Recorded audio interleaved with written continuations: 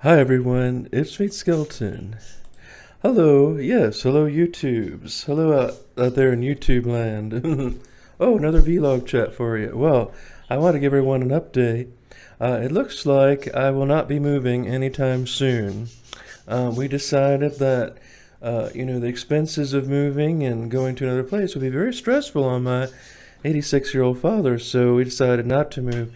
Although I am looking at housing, like I'm looking at possibilities of where to live when I decide to become an adult. But right now we won't be moving. But I decided, and this is very hard for me, but I decided I had to go on food stamps because I can't really afford to buy my own groceries anymore. But I will be looking at new jobs. Now I looked at several new jobs, and a lot of them are work from home jobs. And all you need is a computer and the internet.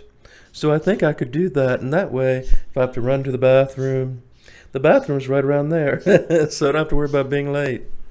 So I think working from home job or a delivery job would really help me at this point. So several jobs. One job I looked at is a job with CBN, and so you can work as a prayer partner for CBN at home at your own convenience. Sometimes ask people for a little money, little moolah, but they need to help their ministry that way, so I don't mind.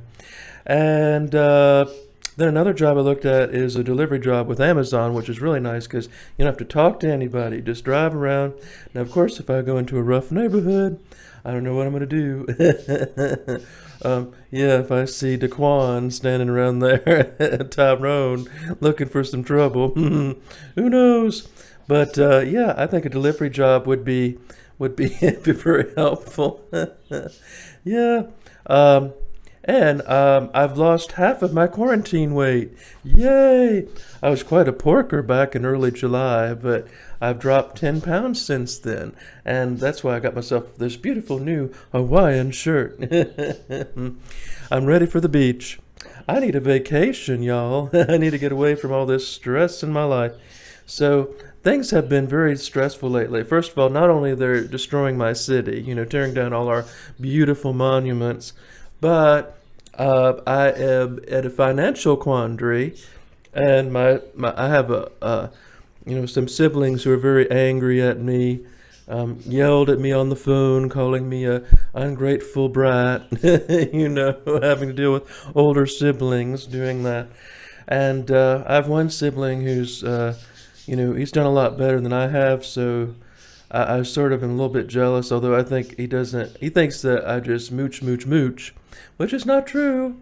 But anyway, folks, I just want to let y'all, I want to let y'all know I won't be leaving Richmond anytime soon. It's going to be very difficult because Richmond is getting more dangerous, and I'll be stuck here with all the hooligans. Hooligans. Now, I might have to get myself a gun, get myself a weapon, and shoot. Yeah, if they come to my house, try to take something, I was going to shoot. Yeah, because I don't put up with that. But yeah, might have to buy myself a weapon. So anyway, folks, I just want to let y'all know I'm doing okay. So please pray for me as I go through these transitions. But the good news is I have opened up a huge box of resources that I can go to know. Now I figured out how much it will cost to live my own. I need at least $1,500 if I want to live comfortably, which means I need at least a job that pays $800 a month, aside from my other assets. This is also difficult. How do people do this at 20, yet alone 40? I don't know. So these are things that I'm learning, but it's better late than never, right? Everyone says, "Oh, you're over 40 and live at home," but I'm learning how to become independent. So you can't blame me for trying. Oops. And I won't be giving up on my music. I'm just steering it in a different direction. So if I live in a place where, let's say I have to move to an apartment and I can't have my music, I'll just find a local church where I can store my instruments and stuff. And I think a lot of churches allow people to practice, and they don't even charge money. And they might even allow me to sing at some of their functions. So that's an option for me. I can find a local church. So there's so many options that I didn't realize I had available. I just To me, it's frightening. Any kind of change for me is frightening. And I don't like any old INFP. I don't like to do something unless I'm absolutely sure. I don't like to just jump into a new thing until I really see like the vision. If I don't have a vision of something, if I don't have clarity, then I don't go for it. I only go for things if I have a vision, a future vision of what it will be, and some clarity on that. So I'm praying to the Lord to give me some clarity. I did get a Bible verse from the Lord, and I believe it is Thessalonians 6:13, if I'm correct. I think it's Thessalonians 6:13, if I remember. Let's see, Thessalonians 6:13. Oh, no, that's not it. That's about idleness. Oh, well, it's some other book. I have to go back and ask the Lord again what verse it was. I know it was 6:13, one of those books, that he's written. I just can't remember which one. But it had to do with putting on the armor of God and standing in truth and being prepared when things fall. Just, put on the armor of God and be ready. And that's very pertinent to what's happening. So yeah, look at all this happen. I was almost arrested. I had a bat in my house, possibly with rabies. I had the threat of my house being taken away from me. I've had to make all these, choices right away. I've had people being mean to me online, threatening me on the internet, saying things about my character which aren't true. So the Lord is working on me now. I do have some prejudice in my heart. The Lord was showing me I do have some prejudice, and especially towards certain groups that I wasn't aware of. Like, for example, I have a slight prejudice towards the Jews. I don't know why, because my parents didn't have any prejudice against them. Although my grandfather, who was German, used to say, I have to work with a bunch of Jews, and they're not near as bad as I thought they would be. But he didn't like Hitler. He thought Hitler was too liberal. So he thought FDR was too liberal. Oh well, folks, look, I look like a tourist from the 1980s, like a middle-aged tourist stepped out of a 1980s sitcom or something. Oh well.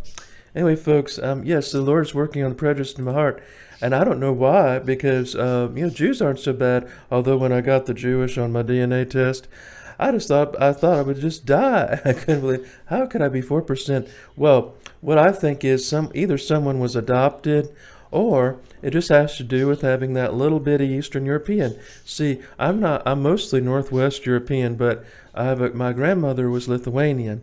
And so Lithuanians are classified as being East European, although they're really Northern European and Baltic, non-Slavic. So that's why, that's a possibility as to why the Jew appeared on the DNA test. But it does not bother me. I don't hate the Jews. I just realized that Jews and Gentiles don't mix, okay? That's all I'm going to say.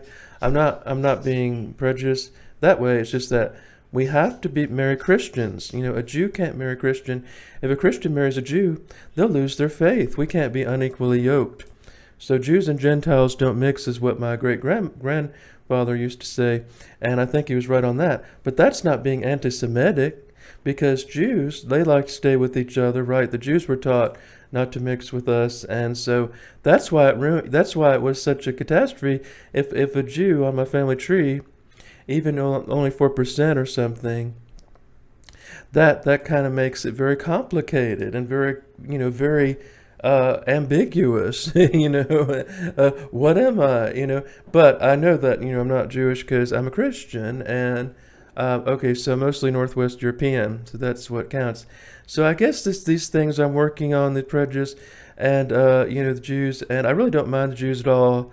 I just think that there's just a lot of I think that sometimes they act like they're the only people that have been persecuted when there are so many people that have been persecuted besides Jews, and a lot of people who are Christian were murdered too under communism. In fact, if you go by communism, more Christians have been murdered than Jews. We always talk about the Holocaust, and I'm not saying it didn't happen, but there's a lot of Christians who were killed under the communist regime, and we never talk about that, or we never talk about what Jews did to others. Yeah, because I can't remember what it was. It was some kind of Turkish war or something, and the Jews murdered a whole bunch of people. I can't remember.